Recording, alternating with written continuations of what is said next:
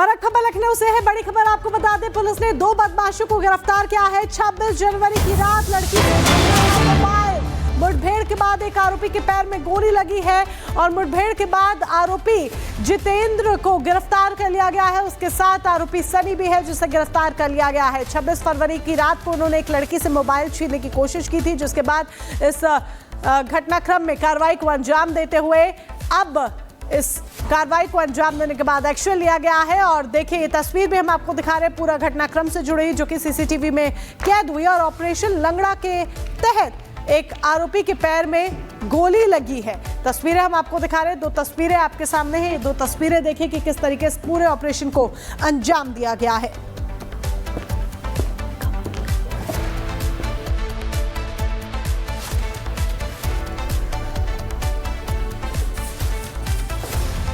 और अब खबर आपको फिरोजाबाद से बताते हैं, जहां उत्तर प्रदेश पुलिस और बदमाशों के बीच में मुठभेड़ हुई है।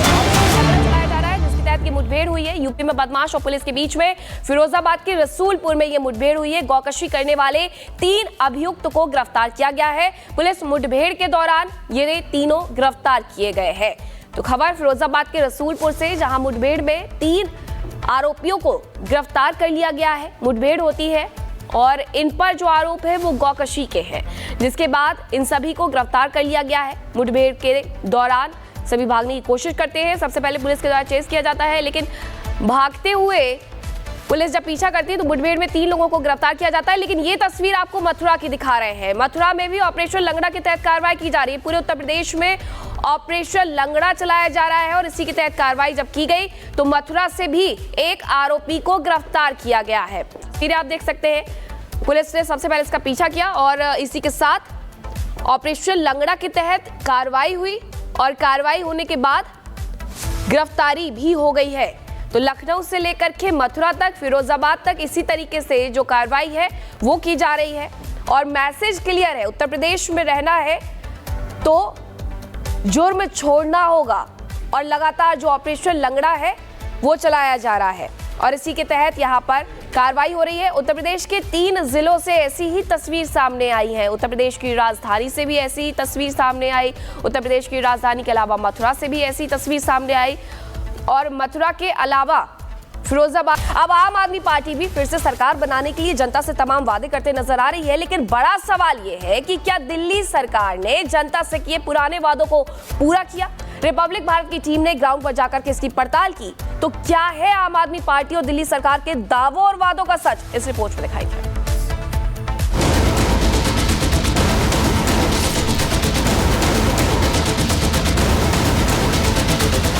आप केंद्र चलाओ ना, आप दिल्ली के अंदर क्यों दखल अंदाजी कर रहे हो?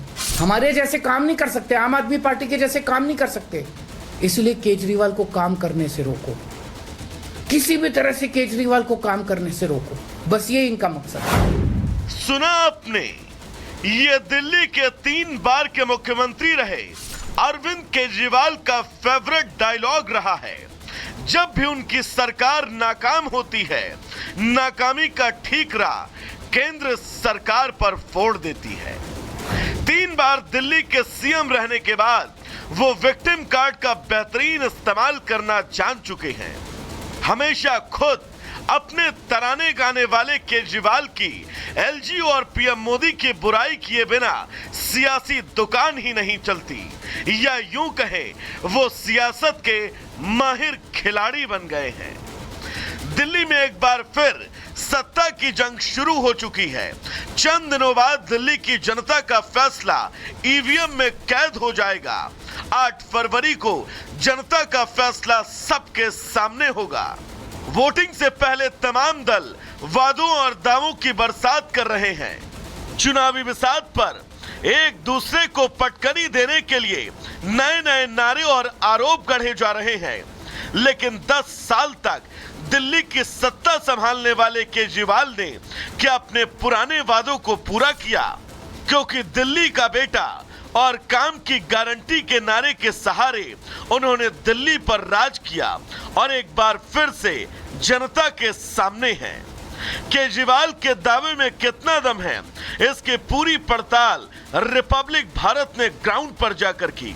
तो पहले आम आदमी पार्टी के कामों में कितनी सच्चाई है देखिए और तय करिए उनके दावों में कितना दम है। आपके दावे में कितना दम, आपके दावों का सच से सामना। सबसे पहले बात 7GPRA पुनर्विकास परियोजना की। दिल्ली में सरकारी कर्मचारियों के लिए बन रही आवास योजना अब भी अधर में लटकी है। हमारी टीम ने 7 कॉलोनियों में से 3 कॉलोनियों में जारी पुनर्विकास के काम का जायजा लिया। ग्राउंड पर जो देखने को मिला वो चौंकाने वाला था। जिस काम को 2021 और 22 में पूरा हो जाना था, वो काम अब भी अंडर कंस्ट्रक्शन है। किसी साइट पर तो अब तक काम शुरू ही ना हुआ, यानी उस मुद्दे पर आपके दावे फेल साबित हुए। ये GPRA कॉलोनी है जिसका कंस्ट्रक्शन चल रहा है, जबकि इसका जो डेट है वो 21/4/2022 का था जब ये असाइन हुआ था, और उसके बाद जो कंप्लीशन है, जो कंप्लीट का टाइम है वो 21/4/2024 है। इसके मुताबिक ये 2024 में अप्रैल में पूरा होना था, लेकिन अभी अगर आप ये तस्वीरें देखेंगे तो साफ तौर पर आपको ये दिखाई देगा कि इसकी अभी शुरुआत हुई है। अब बात दिल्ली सरकार के स्वास्थ्य के दावों की। दिल्ली में आप सरकार के तमाम नेता स्वास्थ्य सुविधा का शोर मचाते हैं, लेकिन दिल्ली सरकार का हेल्थ प्रोजेक्ट को लेकर ढुलमुल रवैया हैरान करने वाला है। और तो और कोरोना के समय केंद्र सरकार के फंड का पूरा इस्तेमाल तक नहीं किया गया।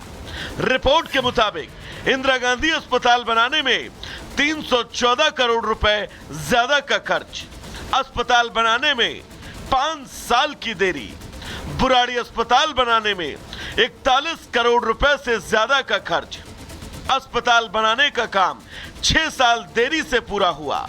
कोरोना के दौरान केजरीवाल सरकार को केंद्र से 635 करोड़ मिले, दिल्ली सरकार ने 360 करोड़ रुपए खर्च नहीं किए।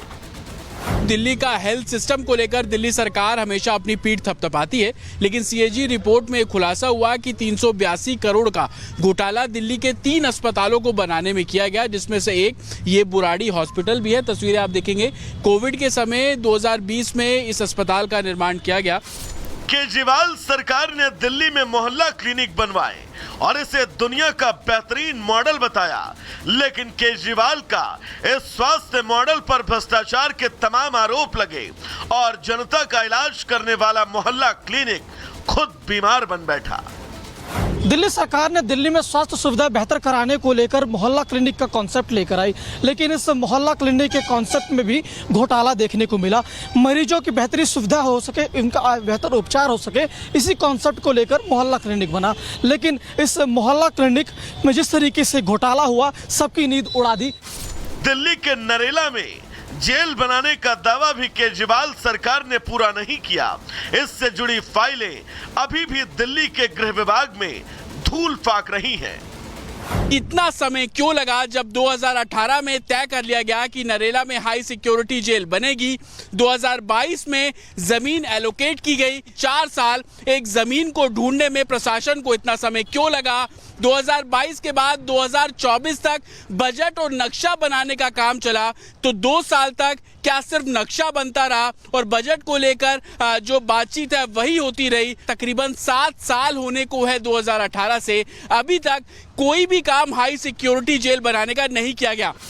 दिल्ली सरकार के तमाम दावों में या तो लेट लतीफी या फिर घोटालों की बू आती है, और ये महज बानगी है। इसकी फहरिस्त बहुत लंबी है।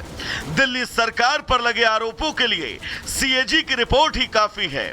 आगे हम आपको दिल्ली सरकार के कुछ और दावों की ग्राउंड रिपोर्ट दिखाते रहेंगे। Bureau report, Republic Bharat. आम आदमी पार्टी द्वारा किए गए दावे और भी हैं, उन दावों की